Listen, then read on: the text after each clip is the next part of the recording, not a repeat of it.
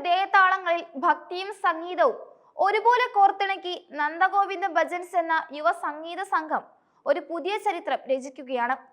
ഏതു ശിലാഹൃദയനെയും ഭക്തിയുടെ പരക്കൊടിയിലെത്തിക്കുന്ന രീതിയിൽ അറിയരുതേ രാധയറിയരുതേ ഗുരുവായൂരപ്പ നിൻ രഹസ്യം എന്ന വരികൾ പാടി അവർ അവസാനിപ്പിക്കുമ്പോൾ അത് കേൾവിക്കാർക്ക് വെറുമൊരു സംഗീതാനുഭവമല്ല, മറിച്ച് ആത്മീയമായ ഒരു ആനന്ദലഹരിയാണ്. ഏറെ കാലത്തിന് ശേഷം കേരളത്തിലെ ഭക്തിഗാന ശാഖയിൽ ഇത്രയേറെ ജനപ്രീതി നേടിയ മറ്റൊരു മുന്നേറ്റം ഉണ്ടായിട്ടില്ലെന്ന് തന്നെ പറയാം. സോഷ്യൽ മീഡിയയിലെ ട്രെൻഡ് സെന്ററുകളായി മാറിയ ഈ സംഘം പരമ്പരാഗതമായ ഭജന സങ്കല്പങ്ങളെ പാടെ പൊളിച്ചെഴുതിക്കൊണ്ട് ഡിവോഷണൽ റോക്ക് എന്ന പുതിയൊരു സംഗീത ശാഖയ്ക്കാണ് തുടക്കം കുറിച്ചിരിക്കുന്നത്. കേരളത്തിന്റെ ഏത് കോണിൽ ഇവർ പരിപാടി അവതരിപ്പിച്ചാലും ആയിരക്കണക്കിന് ആളുകളാണ് തടിച്ചു കൂടുന്നത്.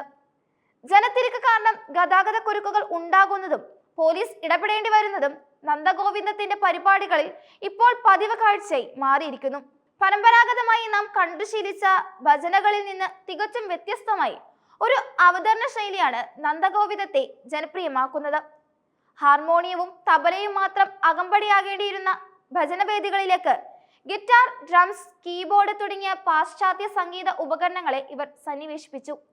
ഈ എനർജറ്റിക് പ്രകടനം യുവാക്കളെ വലിയ തോതിൽ ആകർഷിക്കുന്നുണ്ട്. ഇൻസ്റ്റഗ്രാം റീൽസുകളിലും യൂട്യൂബിലും ഇവരുടെ ഓരോ വീഡിയോയ്ക്കും ദശലക്ഷക്കണക്കിന് ആളുകളാണ് കാണുകയും ചെയ്യുന്നത്. വെറുമൊരു സംഗീത നിശ എന്നതിലുപരി അത്യാധുനികമായ ലൈറ്റിങ്ങും ശബ്ദ സംവിധാനങ്ങളും LED വാൾ വിഷ്വലുകളും ഉപയോഗിച്ച് ഒരു ദൃശ്യ വിരുന്ന് തന്നെയാണ് ഇവർ വേദിയിൽ ഒരുക്കുന്നത്. സിനിമാ ഗാനങ്ങളെയും പരമ്പരാഗത ഭക്തിഗാനങ്ങളെയും സമന്വയിപ്പിച്ചുകൊണ്ടുള്ള ഇവരുടെ മെഡ്ലി ശൈലി ലോകമെമ്പാടുമുള്ള മലയാളികൾക്കിടയിൽ തരംഗമായി കഴിഞ്ഞു. ശിവഭജനയായ നാഗഭൂഷിത മെഡ്ലി, അയ്യപ്പ ഭക്തിഗാനങ്ങളായ മാണിക്യമണി, മുത്തുമാല, കണ്ണോളം കണ്ടത് പോരാ തുടങ്ങിയവ നന്ദഗോവിന്ദത്തിന്റെ ഹിറ്റ് ചാർട്ടുകളിൽ മുൻപന്തിയിലുണ്ട്. പലരും കരുതുന്നത് പോലെ പെട്ടെന്നുണ്ടായ ഒരു തരംഗമല്ല നന്ദഗോവിന്ദം ഭജൻസ്. ഇതിനു പിന്നിൽ ഏകദേശം 1/4 നൂറ്റാണ്ടിന്റെ കഠിനാധ്വാനത്തിന്റെയും സമർപ്പണത്തിന്റെയും കഥയുണ്ട്. 25 വർഷങ്ങൾക്ക് മുമ്പ് കോട്ടയത്തെ നട്ടാശ്ശേരിയിൽ രാജേന്ദ്ര പണിക്കർ എന്ന സംഗീത പ്രേമി രൂപീകരിച്ച ശ്രീദുർഗ ഭജന സമിതിയാണ് ഇന്നത്തെ നന്ദഗോവിന്ദം ഭജൻസായി മാറിയത്.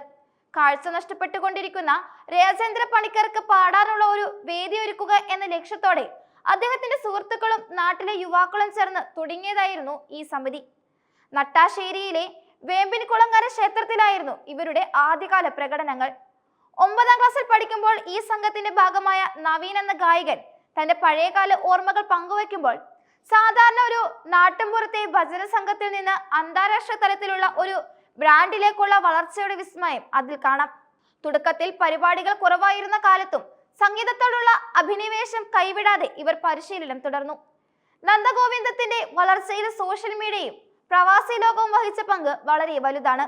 2017ഓടെ നവീൻ ജോലിക്കായി UAE പോയെങ്കിലും സംഘാംഗങ്ങൾ തമ്മിലുള്ള ആത്മബന്ധം തകർന്നില്ല. വിദേശത്തിരുന്നും അവർ പരിശീലനം തുടരുകയും അതിന്റെ വീഡിയോകൾ സോഷ്യൽ മീഡിയയിൽ പങ്കുവെക്കുകയും ചെയ്തു. കോവിഡ് കാലഘട്ടത്തിൽ ഇവർ പുറത്തിറക്കിയ മനോഹരി രാധേ രാധേ എന്ന ഗാനം വലിയ രീതിയിൽ വൈറലായതോടെയാണ് നന്ദഗോവിന്ദം എന്ന പേര് മലയാളികൾക്കിടയിൽ ഉറച്ചുപോയത്. നിലവിൽ കേരളത്തിന് പുറമെ UAE കാനഡയിലും ഇവർക്ക് ആസ്ഥാനങ്ങളുണ്ട്. പ്രവീൺ ആനന്ദിന്റെ നേതൃത്വത്തിൽ കാനഡയിലും നവീന്റെ നേതൃത്വത്തിൽ UAE സജീവമായ പ്രവർത്തനങ്ങളാണ് ഇപ്പോൾ നടക്കുന്നത്. ഇന്ന് 45ഓളം അംഗങ്ങളുള്ള ഒരു വലിയ കുടുംബമായി നന്ദഗോവിന്ദം ഭജൻസ് വളർന്നു കഴിഞ്ഞു. വിദേശങ്ങളിൽ ജോലി ചെയ്യുന്നവരാണെങ്കിലും സംഗീതത്തോടുള്ള താല്പര്യം മുൻനിർത്തി എല്ലാ ആഴ്ചകളിലും ഇവർ ഒത്തുകൂടുകയും പരിപാടികൾക്കായി നാട്ടിലേക്ക് പറന്നെത്തുകയും ചെയ്യുന്നുണ്ട്. കേരളത്തിലെ പരമ്പരാഗത ഭജനകളിൽ നിന്ന് വ്യത്യസ്തമായി സിനിമാ പാട്ടുകൾ ഭജന ശൈലിയിലേക്ക് മാറ്റുക എന്ന പരീക്ഷണം നന്ദഗോവിന്ദത്തെ കൂടുതൽ ജനകീയമാക്കി. തമിഴ്നാട്ടിലും ഉത്തരേന്ത്യയിലും ഭജനകൾക്ക് വലിയ സ്വീകാര്യത ഉണ്ടെങ്കിലും കേരളത്തിൽ അതത്ര ജനപ്രിയമായിരുന്നില്ല. എന്നാൽ യേശുദാസും NG ശ്രീകുമാറും പാടിയ ക്ലാസിക് ഭക്തിഗാനങ്ങളെ പുത്തൻ ഈണത്തിൽ അവതരിപ്പിച്ചപ്പോൾ മലയാളികൾ അത് ഇരുകൈകളും നീട്ടി സ്വീകരിച്ചു. ഒന്നാരാഗം പാടിയെന്ന സിനിമാ ഗാനത്തിലെ വരികൾ ഒരു പ്രദക്ഷിണ ഗീതമായി ഇവർ മാറ്റിയത് സംഗീത പ്രേമികൾക്കിടയിൽ വലിയ ചർച്ചയായിരുന്നു.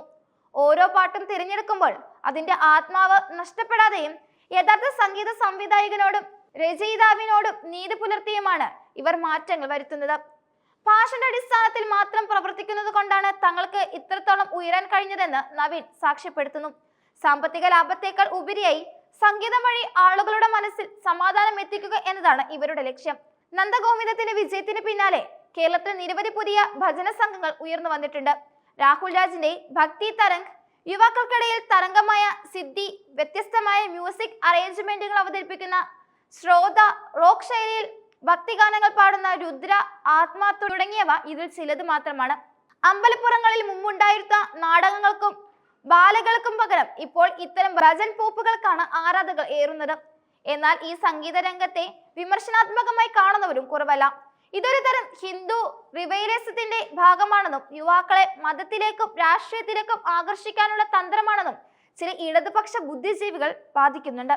ചില സംഘടനകൾ പരിപാടികൾക്കിടയിൽ രാഷ്ട്രീയ ചൈവുള്ള ഗാനങ്ങൾ ആലപിക്കുന്നത് വിവാദങ്ങൾക്കും വഴി തെളിയിച്ചിട്ടുണ്ട്.